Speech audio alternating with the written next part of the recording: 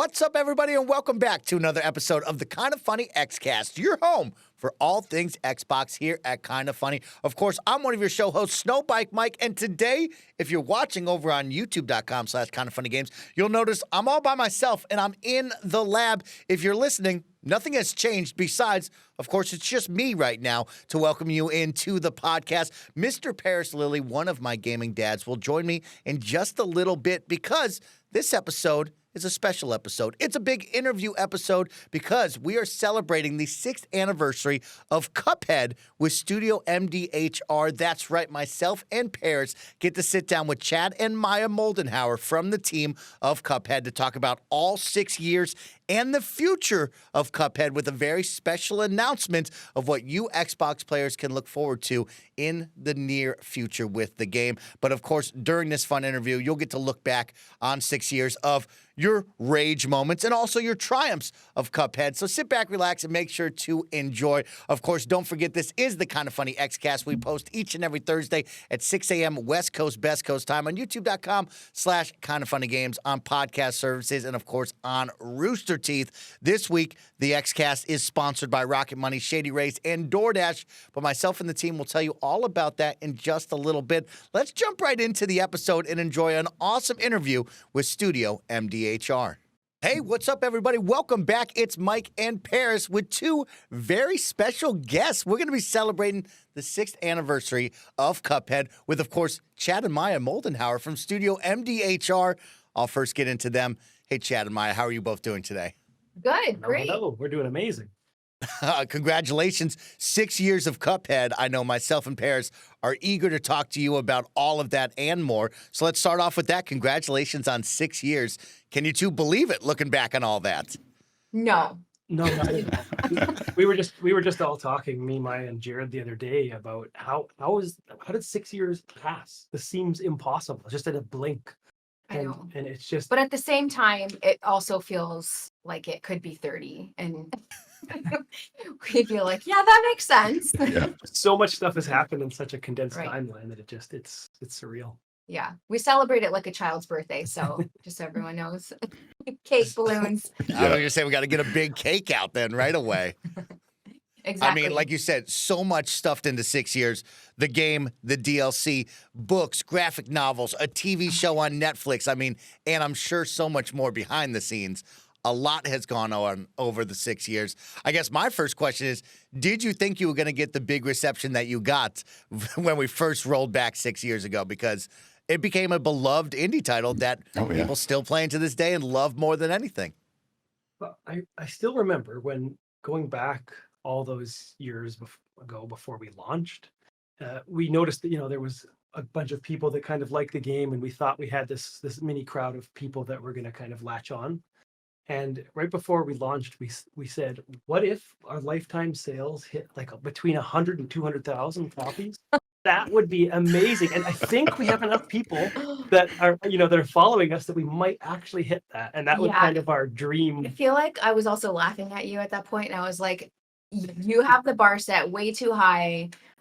So needless to say, I think like we continue to pinch ourselves. We know we say this often, but it's because it's so true. Pinch ourselves of like, is this real? Like, is this happening? And every opportunity that has presented itself to us over the last 6 years continues to be like a pinch yourself moment. Like, this can't be real, just given how it all began. And a funny tidbit, my dad, right before it launched, was like, I'm going to write my prediction down in an envelope. So the game came out, it did really well for the first week, and we opened the envelope and we're like, oh my, like this is like like, how does he even think of this? I think it was whatever, 4 million or 5 million copies. We're like, this is insane. How could anything be like this? And then as the years went on, we're like, oh, wait a second. This was a pretty good prediction. Yeah. He saw it happening from the future, is right. That's awesome stuff.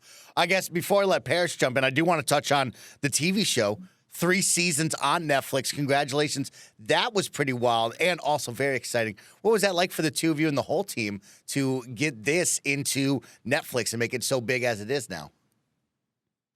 Insane to see. We were so inspired by cartoons and television, movies, and things like that to make this game. So for it to come full circle, obviously was a wild kind of endeavor and to be behind the scenes a little bit and to see how it was actually made, because that is a world that is unknown to us. Oh, yeah. So it was really exciting to see how they all work. And it's such a bigger thing than we ever could have imagined. Yeah. We had you go see a dentist and you're talking about Cuphead and they go, the show. Yeah. Cuphead show? Oh, Studio MDHR, you guys are the Cuphead show. This is so amazing. And we have to be like, no. This is, Netflix made this based on a game that we did. And they kind of give like a, yeah, game, whatever. There's our show on TV. So it's taken on took it out of like the gaming community and made it Yes. more mainstream and bringing kind of like that IP to a much wider demographic, which it's just insane. It's crazy. Yeah. No, it absolutely is. And first and foremost, congratulations on 6 years. I can't believe it's been 6 years either.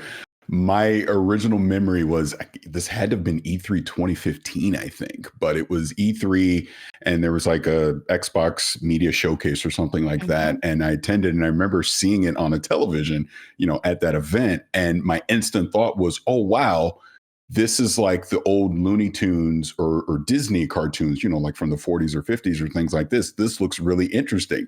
And I can't wait for this game to come out. And then obviously once the game came out, the best way I can describe, and I mean this with nothing but love and admiration, it's the game I hate to love because I love Cuphead, but man, I am not good at Cuphead. But yet you're not good yet.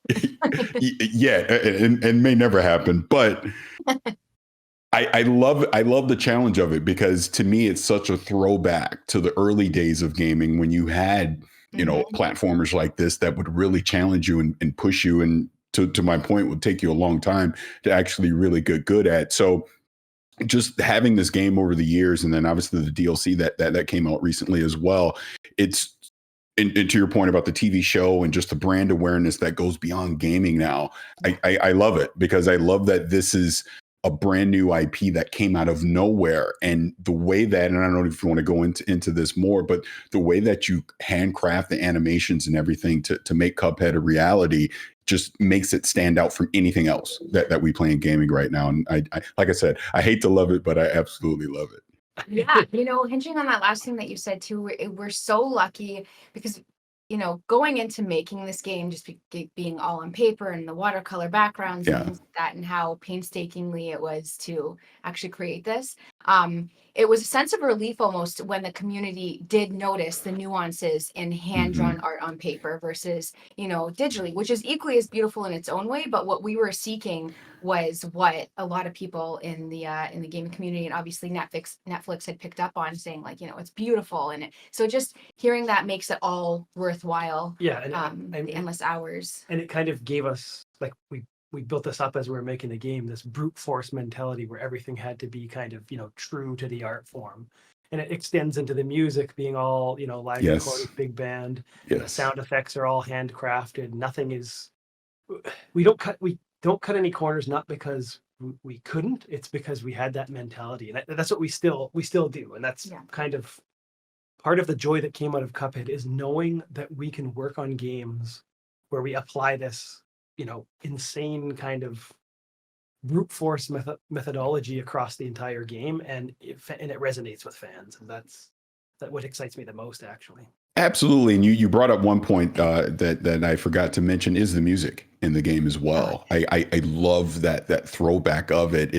It really draws you into kind of that era and that experience that you would have. And, like I mentioned before with the challenge, but the beauty of Cuphead is, as challenging as it may be, you get such a sense of satisfaction when you clear a level. I know me personally, right? I'm running around the house doing laps where I'm like, yes, and then, oh God, now I got to do another one and do it all over again. But I absolutely love it. I've never had a game where I've wanted to throw my controller, but I'm happy to do so. Like, no, I got it this time. Yeah, exactly.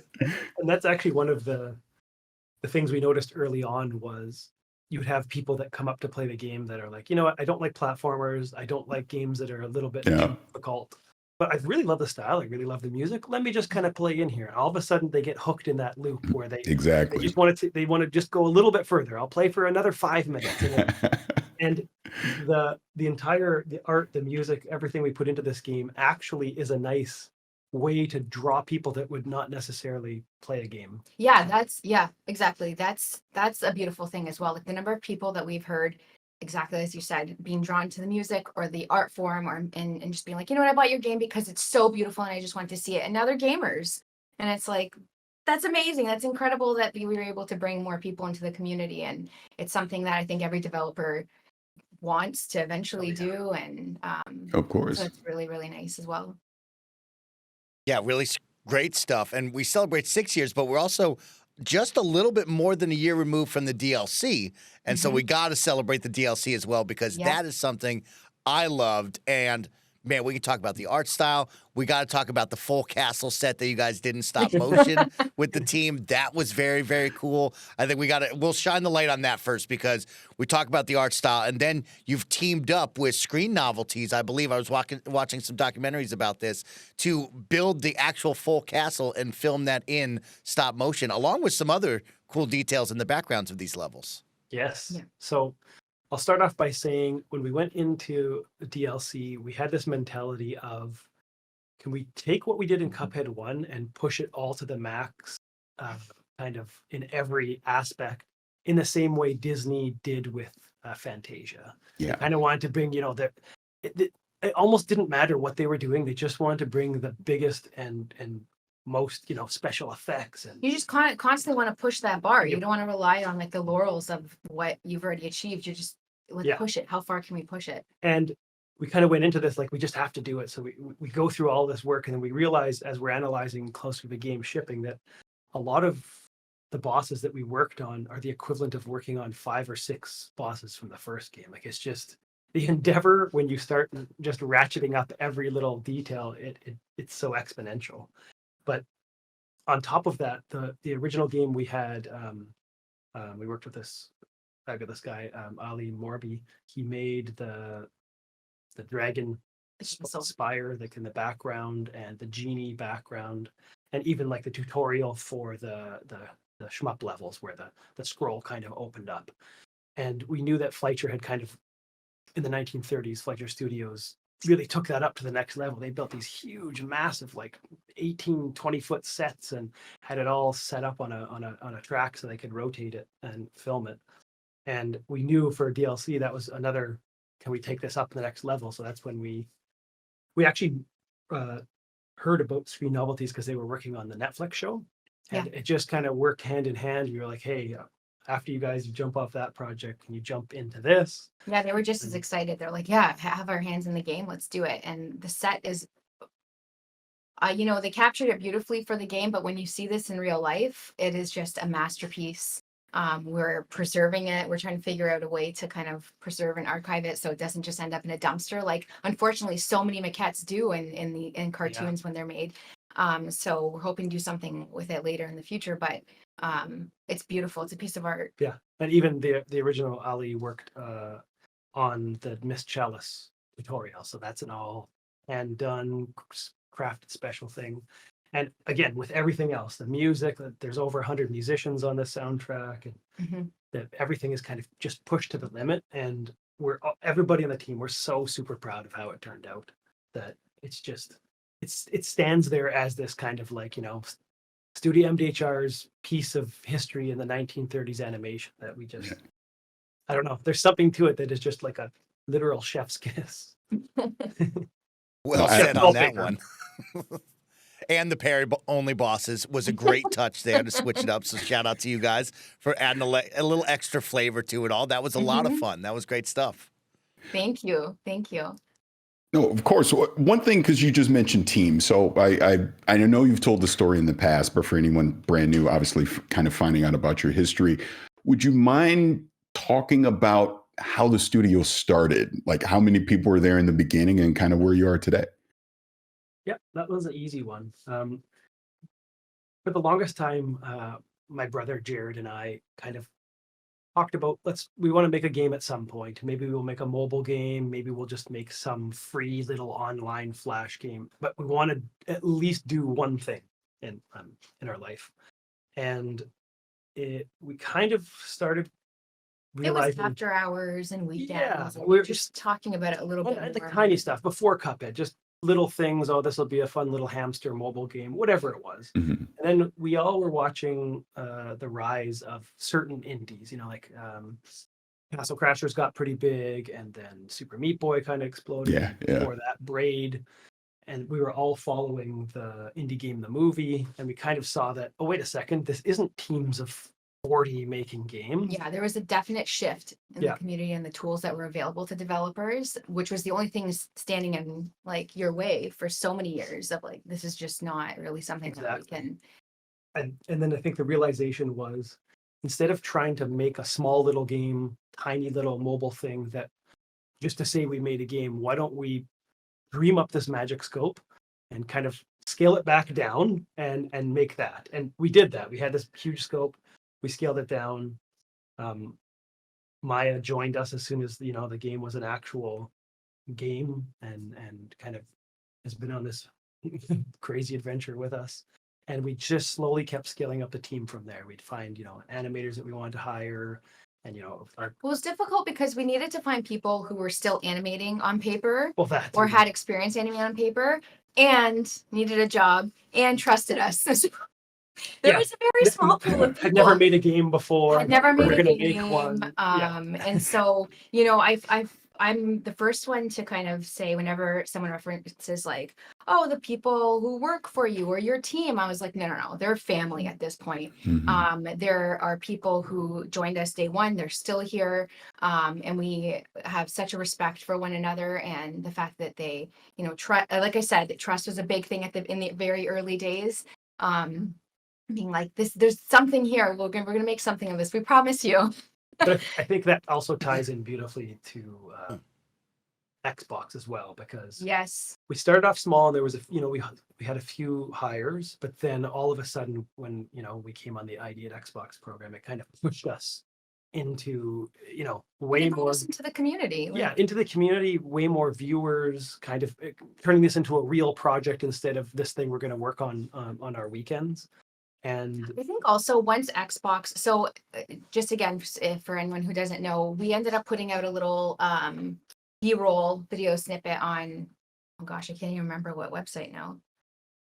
Doesn't matter. Yeah. Onto the internet. Yeah. And someone at Xbox had discovered it and called us. And I think that phone call was a real turning point for us in terms of being like, okay, this isn't just, a venture capitalist calling you or somebody being like, hey, I want in. This is Xbox calling. And so that was a real pivotal point in, I think, the history of Cuphead and how it took a turn. And we took that small little scope to being like, okay, well, maybe we can expand it to be a little bit bigger. Like, if we do have the support of Xbox. And so, I think that's a really important point. Yeah. And I mean that, and then that kind of helped as we grew the team bigger and bigger. Now, we had way more steam behind us to kind of not prove, but show that this is a real viable indie project. You all did that. That's pretty wild to say. You all did that. I don't know how. That's really incredible. But we did it. This episode is brought to you by DoorDash. Did you burn your last piece of toast? Have the avocados gone bad? Is the hot sauce bottle empty? You can try grocery delivery from DoorDash. You'll get everything you want delivered when you need it right to your door. You've trusted DoorDash to deliver your restaurant favorites, and now you can get grocery delivery that actually delivers too. You already know how much all of us here at Kinda Funny love DoorDash, but with thousands of grocery stores to choose from, you'll find the best in your neighborhood and boost your local economy with each and every order. You'll get exactly what you ordered, or they'll make it right. You want even more value? You can save on all of your grocery and restaurant favorites with a $0 delivery fee on all eligible orders with a DashPass membership. With easy substitutes right in the app and best-in-class customer support, you can get 50% off your first DoorDash order up to a $20 value when you use code KINDA at checkout. That's 50% off up to $20, no minimum subtotal, and $0 delivery fees on your first order when you download the DoorDash app in the App Store and enter code KINDA. Don't forget, that's code KINDA for 50% off your first order with DoorDash. This episode is brought to you by Shady Rays. Take on the sun with gear built to last. Our friends at Shady Rays have you covered for the warm weather ahead with premium polarized shades at an affordable price. Shady Rays is an independent sunglasses company that offers a world-class product that's just as good as any expensive pair we've worn. Durable frames and extremely clear optics for outdoor adventures. And that's not all. Shady Rays offers the most insane protection in all of eyewear. Every pair of sunglasses is backed by lost and broken replacements. If you lose or break your pair, even on day one, they told us they will send you a brand new pair, no questions asked. Wear your Shady Rays with confidence because they have your back long after you purchase. Every purchase supports the Shady Rays Impacts program, which works directly with nonprofits and their communities to empower and make adventure accessible for all walks of life. Exclusively for our listeners, Shady Rays is giving out their best deal of the season. You can go to shadyrays.com and use code KindaFunny for 50% off 2+ pairs of polarized sunglasses. You can try for yourself the shades rated 5 stars by over 250,000 people. Again, that's shadyrays.com. Use the code KindaFunny. This episode is brought to you by Rocket Money. Rocket Money is a personal finance app that finds and cancels your unwanted subscriptions. It monitors your spending and it helps you lower your bills all in one place. And it has surprised multiple of my friends and people at KindaFunny how many subscriptions they have that they forgot they are still paying for. That's why I'm such a big fan of Rocket Money. It's so easy to cancel the ones you don't want with just the press of a button. No more long hold times or annoying emails with customer service. Rocket Money does all the work for you. Rocket Money can even negotiate to lower your bills for you by up to 20%. All you have to do is take a picture of your bills and Rocket Money will take care of the rest. Rocket Money is a personal finance app that finds and cancels your unwanted subscriptions, monitors your spending, and helps you lower your bills all in one place. Stop wasting money on things you don't use. Cancel your unwanted subscriptions and manage your money the easy way by going to rocketmoney.com/kindafunny. That's rocketmoney.com/kindafunny. One more time, rocketmoney.com/kindafunny. The fun part about this is we talk about the family, right? And you talk about trust with others, kind of bringing them in and saying, hey, we need you to believe in us and believe in this. Yeah. When we talk about family, was there ever difficult times where maybe we started to question the vision, we wanted to give up? Maybe Maya didn't want to be brought onto this and, go somewhere else? What was the family dynamics and what was the family feel with all Oh my of this? goodness. This is where we really, I think, got lucky. I don't use that term a lot because I think that there's a lot more blood, sweat, and tears that go into people's success than luck. But this is really where we got lucky in that we do, again, have a lot of family members that joined because in the early days, especially, we did not have the money to pay people. And so we had to beg family and friends to join, like Chris Madigan, who's the a composer of all the music in it, is a childhood friend, and we kind of roped him into it. So the lucky thing is that there was never things can go south with family when you mix it's like a religion and state kind of thing, right? Like you don't mix the two. It really worked in our behalf in our case, in that the Moldenhauer clan, I'm Moldenhauer by choice, but the whole, like all of you guys, like the cousins and everyone, there's no you're not shy to speak your mind. You are able to very transparently discuss, like, well, I think that this idea works because blah, blah, blah, versus your idea. And there's always like an undertone of respect. There's no like, that was a horrible idea. There's none of that. There's this undertone of respect for things and collaboration that happen and continues to happen. And we're just, I think a lot of it is like growing up, wanting to critique stuff and pick apart things and having those discussions nonstop, and that kind of just like lent itself well to making a game, because you want to pick apart, you want to show people who also pick it apart, and you accept that as like, oh yeah, that makes sense because of all of it's these things. really welcomed rather than ever taken like as a criticism towards like who you are as a person if your idea doesn't transcend into something that ends up on paper. It's actually probably one of the most difficult things that I had to learn coming into this family, close to 18, 19 years ago, in that they love to debate. And it gets heated sometimes. And then I remember initially I was always kind of like, oh my God, are you guys arguing? Are you loving each other? What's happening here? But it's all love, and it's worked out. And everyone from the family who's joined us from day one is still here, and we all love each other, and we're having Thanksgiving next week together. And so no, we got really lucky.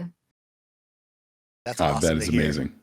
Yeah, amazing stuff. I guess another fun one me and Parris can talk about is, we've talked to a lot of developers over the days with this podcast, and we have talked about the global pandemic and COVID-19 and how that really interrupted game development. And of course, we talk about your DLC just releasing last year. So, of course, you were developing a number of things, I'm sure, during the global pandemic. Yes. You talk about family and it being so close. Also, a big band, a live band with Chris over there. What were some of the pandemic problems that you all dealt with and had to overcome as a smaller group? Yeah, that's a nail on the head. The hardest one was recording the music and doing it responsibly. And so rather than, I think, I can't give like a multiplier, but I think it definitely took at least 15 times longer to record the music than it would have originally, because we had to break up all of the musicians into like 9 people Yes, at a 6 or time. 9 people in a huge place, all separate from each other. Mhm. But when Chris was composing songs that had 25 people or 30 people playing at once, it's just a mess of scheduling and mastering later and mixing and Making sure we had a nurse there to COVID test everybody on the way in. And also we wanted to record a lot of the footage for our archives. And like, when you go this big and on something, you're like, we have to have some kind of recording to prove that it was it was real. So having somebody out in a van with their cameras rigged up inside and controlling it from a controller because they couldn't have capacity indoors. There was a lot of planning that went into that, and it was executed so beautifully. Like, if I don't know if you've heard the soundtrack to DLC yet, but it really came together. But it was all hands on deck from like our internal producers. I have to give a shout out to Eli Semet, who is just like integral in terms of helping to organize everything. And the engineers over at Canterbury Studios, they were just incredible with putting up with us. They were just kind of like, are you crazy? Who's recording anything right now? And we're like, we need to. Yeah. And then on top of that, just like we as a team are lucky that we're all remote, but Yeah. the pandemic still, everybody who has kids now, your kids are at home. There's still a huge shift in the dynamic that, shifted our schedules around. Yeah, absolutely. And That was one of the things where so many people pre-pandemic were like, how are you a fully distributed studio? How are you doing, paper artwork from Italy? And it's like, well, we use obviously like tools available to us to kind of share and all the software and things like that. But yeah, like Chad said, it was a little bit different for us in terms of having to mobilize people into their homes and how we're going to get things back and forth to each other, to being aware of the external things that are affecting like productivity, for example, and being respectful to that. We ourselves have 3 kids. And so I think that we're lucky to be so attuned to things like that and being like, hey, we know that you've got kids home who are learning right beside you with their teacher yelling. Online learning when you're in grade 1. And, one of the analogies I use on our team calls when we have them is really just like, this is not brain surgery or heart surgery, or like, we're not saving lives here. Like, you have to have respect for your people. You have to have an understanding that like, we make video games, like how much luckier can we get? Let's not make it too serious where we're like, we have to do this and that. Yeah. And we also know that with the success, we're in a great privileged area. Yes, That we can to kind be able of to, support that. I mean, if the timeline went on a little longer, we could be okay with that, but that's also due to the fact that it was super successful. And that's not necessarily how the rest of the industry felt it, right? So that there's that. We still know that we're like super lucky of how everything is working out. Yeah. Oh, all that is fantastic, because that's, to your point, everything that you said. Just, I think so many lessons learned came out from the pandemic about remote work and collaboration and just being more efficient. I think will help everybody moving forward, in these cases. But one thing I did want to touch on is you talked about the successes that obviously this game has brought about with the studio, the brand awareness, everything. Does that, as you start to look ahead, put any additional pressure on you for whatever your next project's going to be? We're weird in that way, where a lot of us internally can kind of separate success from what we want to do. And there technically is the same, call it added pressure, that when we launched DLC, we kind of wanted to, we're hoping that we are at least in the same realm as the others that are creating wonderful 2D artwork and 2D games in the industry. And we would look at it from that way, some of our decisions, hey, if we do this, let's push it a bit because, we already did it this way. Right. Yeah. But still really less thinking about how the game's success would affect other projects, because even the original Cuphead, we went into it with the mentality of we really have to love what we're doing, like to the point where it's just, this is our kind of our life, really. And it's amazing if we have fans that can follow along with what we're creating. And we found that's the real way to put kind of the depth and I don't know, kind of imbue yourself into the project, is you really have to love it and really not analyzing too much of like, well, hey, what's the current trend of something selling? Why don't we add, 10% of that into the game because it might give us a little spike in sales, or any of that stuff was always put to if we did any of that, it would be like 0.5% of our thought is on that, and the rest is on making, the greatest product we can. Yeah. For the original game, there was nothing to lose. And so we were just like, except for our house. Well, there's that. And no, you know what I mean? Like, it was just kind of like, it was our debut game, and like, we didn't have to live up to anything. And so one of the biggest driving forces, and I'm probably echoing a lot of what Chad just said, but that's what we do. One of the driving forces was just making a game that we loved, which is why whenever we got, people's commentary on like, why didn't you do it digitally? It would be so much cheaper to make. Why are you making it so challenging? Like, you'd have more people playing it if it was a super easy game. We block a lot of that out and have to remain true to kind of like, how did we set out to do this? And what are we setting out to make? Like, laser vision focus on that. But I mean, everyone has their own opinion. I think that it's in your character as well to not have a lot of pressure for the next game. It is in my character to definitely feel a little bit of pressure, right? And I think it's more out of, it doesn't come out of a place of like we're trying to build this empire or something like that. It comes more out of a place of not wanting to let fans down for me. And so, you set a bar, and people are eagerly waiting on like the next kind of thing, and like, you don't want to disappoint them. So I think for me personally, I do feel a little bit of that, but that's why we're yin and yang, and that's why it works, right? You got one cowboy. Awesome. Well, and Jared's even maybe more. Yeah, Jared's worse in this guy.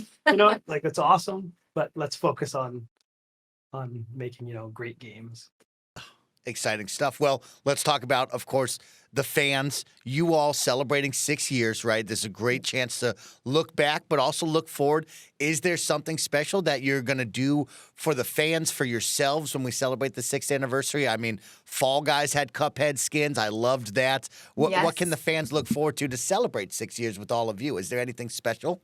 We thought long and hard about this, of like, what are we going to do this year?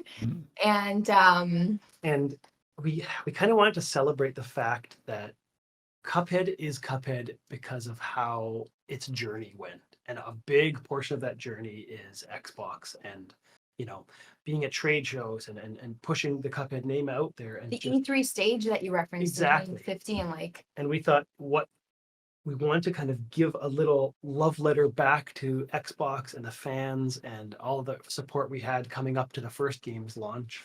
And we're pushing out an update that is called the Xbox Definitive Edition that will have behind the scenes videos. We have a lot of unused art and unseen art that's going to be on this thing. Everything. There's a lot of stuff that we have in the vault. I alluded to it earlier, in that we record and keep track of the entire process. And we're like, we talk about it a lot, but it's not really out there. And like, what a perfect opportunity, but to thank the Xbox community for like adopting us in those very, very early days when a lot of people thought like, this can't be in game. This is a cinema or whatever. Like, They loved us with open arms from the very beginning. So it's just a thank you to Xbox and the Xbox community to open up that vault to them a little bit. Sketches, concepts, behind the scenes footage, like video footage of like watercolor painting backgrounds happen and take life, like time lapse videos, inking, animation, behind the scenes footage of making of the music. Oh yeah, we have there's a full music player. You can listen to the Yeah. entire album from both games.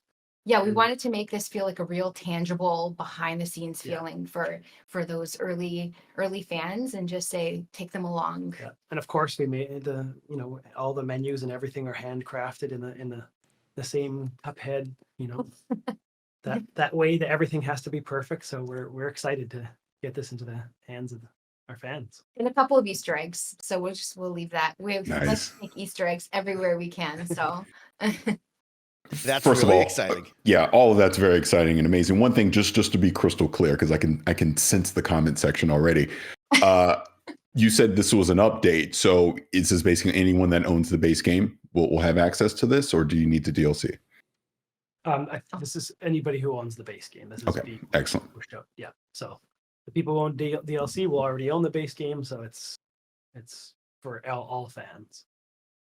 And when do we expect that out? That is coming out September 29th. Awesome. There it is, right around the corner to celebrate 6 years.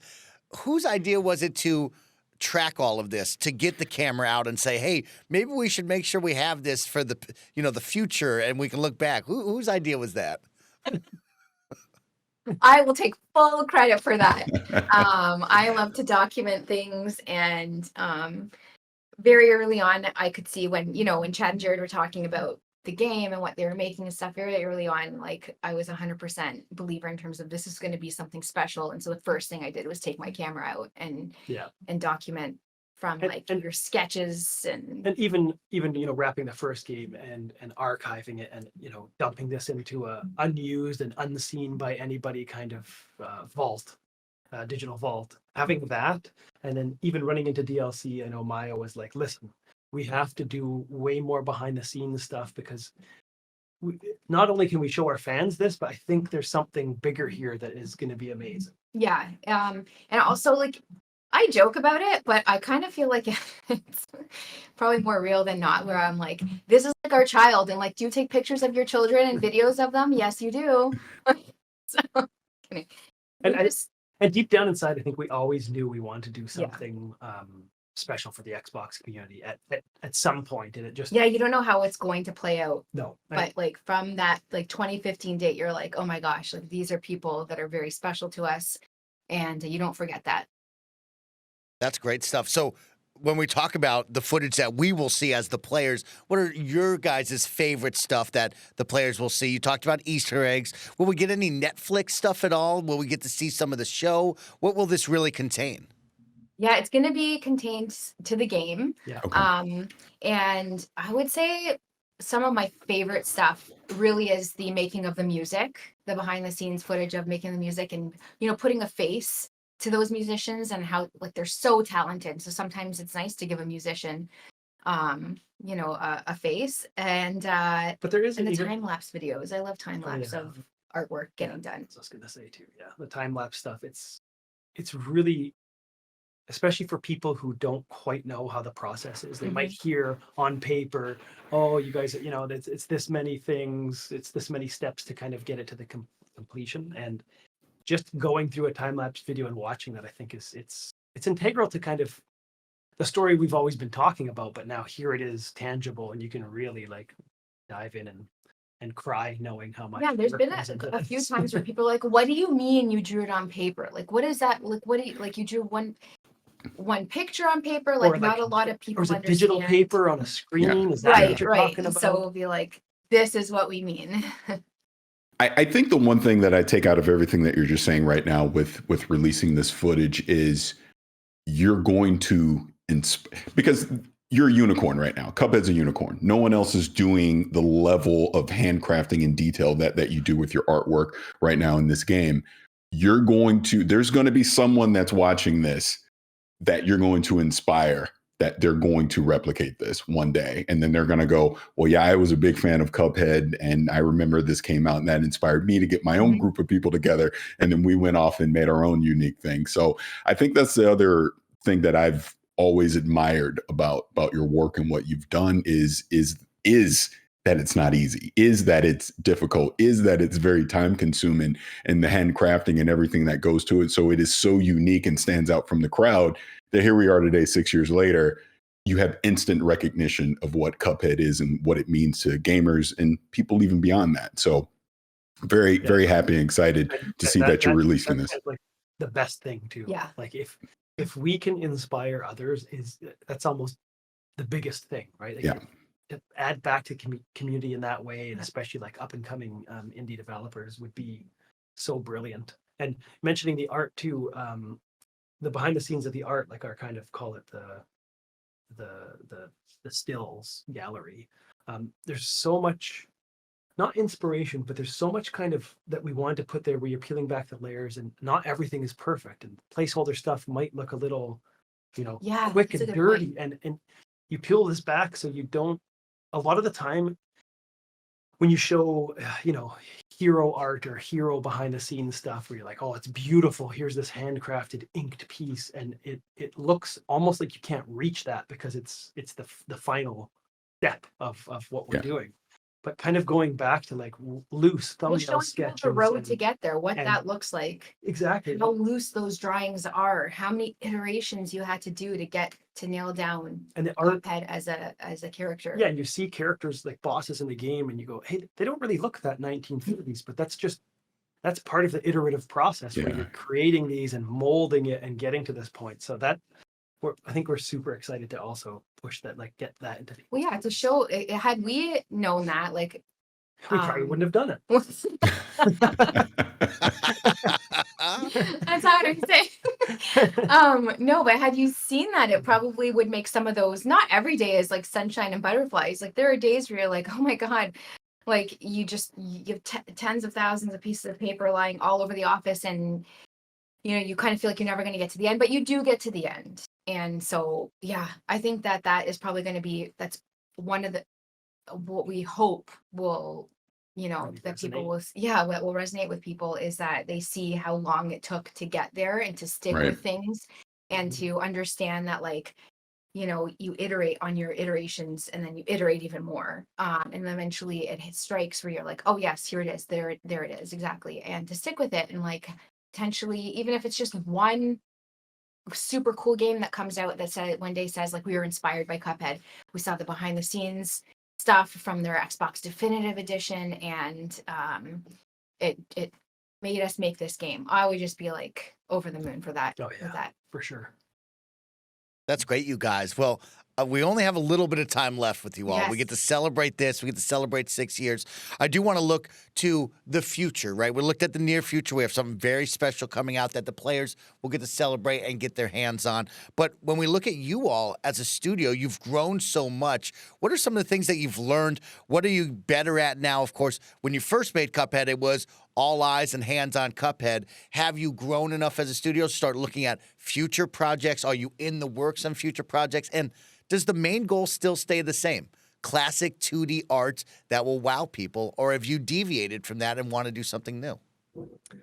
Well, what we can say is, as we're kind of growing,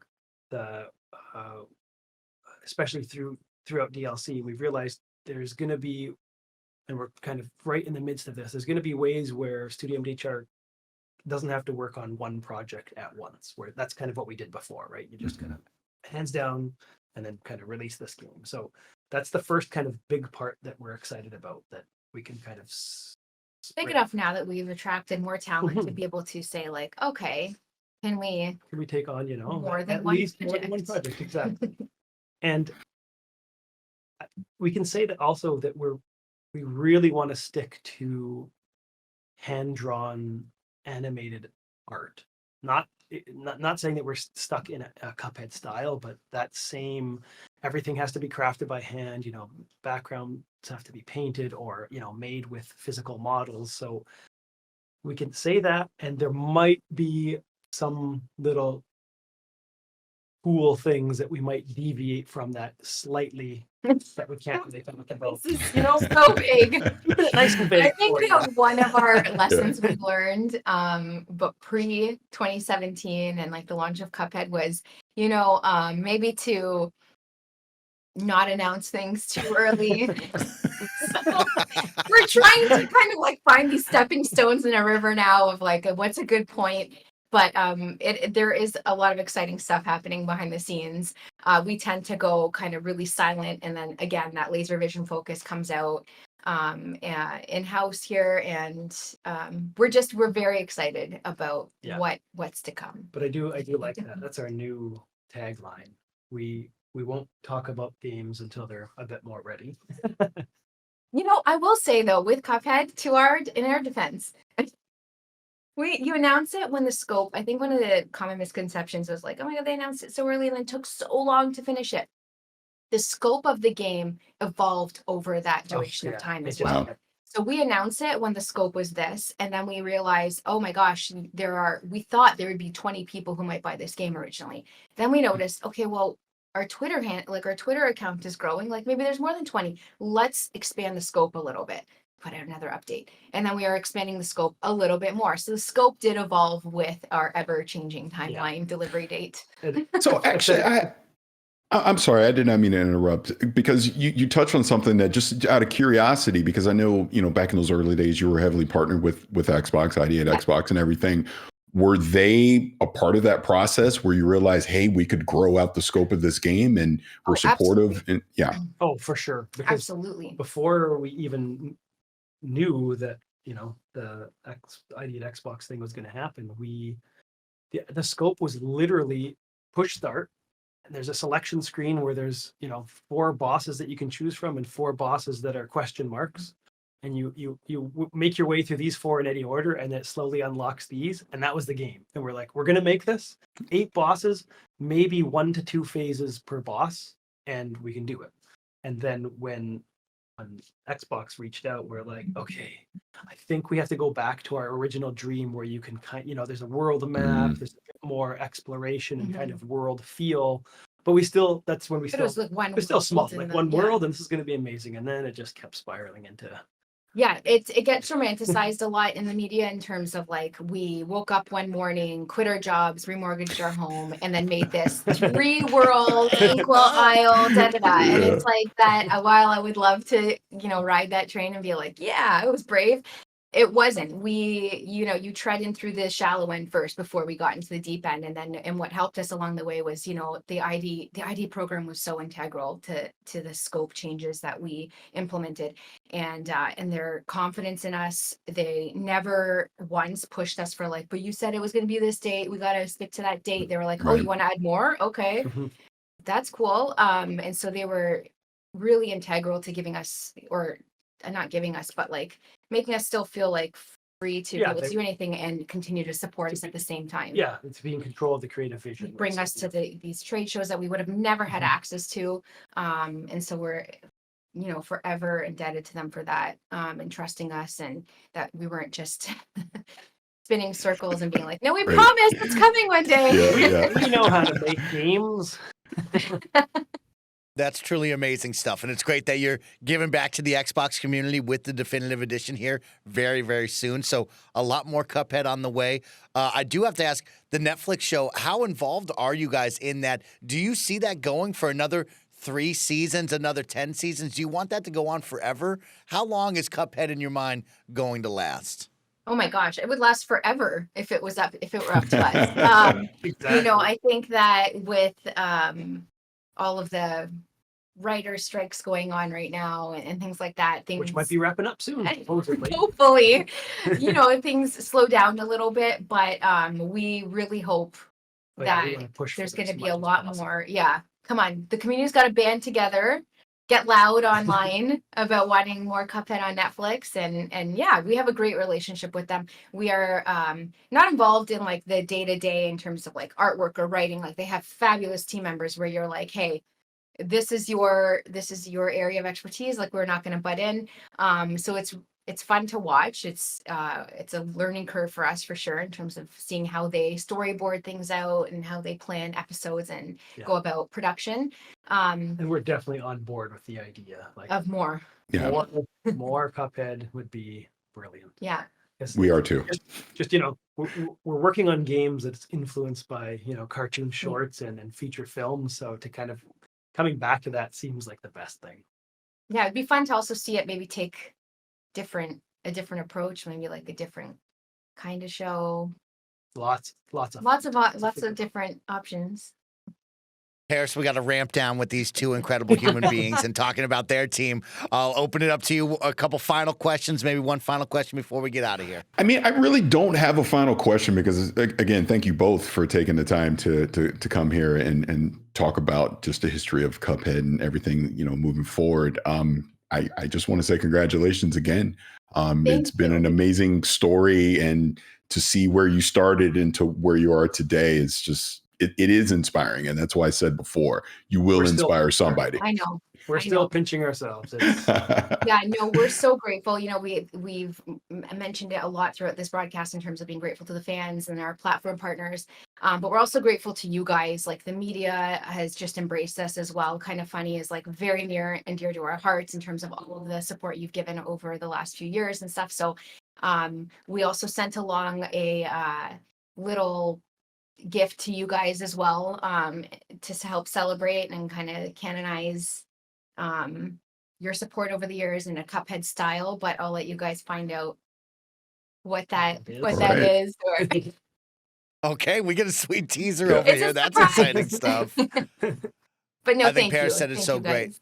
Congratulations to the both of you and the whole team. You have mega fans here in the studio, and I know our audience all love the game, especially the Xbox audience. So a big congratulations on 6 years. One more time, we got something special coming to the community. What is it? When is it? Let's give it to them before we say goodbye. So we have the Cuphead Definitive Edition update pushing out to all Xbox Cuphead owners. On September 29th, 2023. And it's filled with a ton of behind the scenes videos, behind the scenes artwork, unreleased pencil tests and Concept sketches, orchestral music, making of the music. And on top of that, an entire music player for the, both the Cuphead and the DLC soundtrack. So it's filled to the brim with fun. Thank you, guys. Thank you so much for thank you. everything.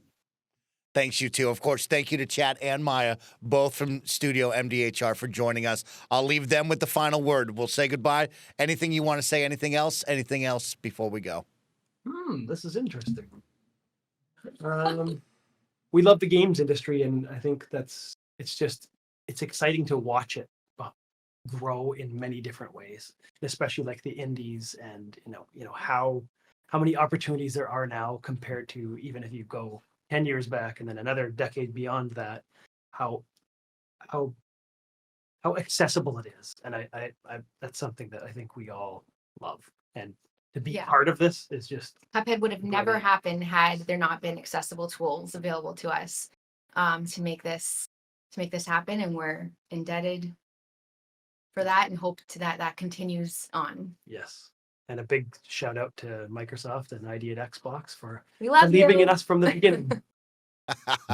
Awesome stuff. That's Parris. I'm Mike. That's Studio MDHR. And this has been your KindaFunny Xcast for the week. We'll catch you back here next week, gamers. Have a great one.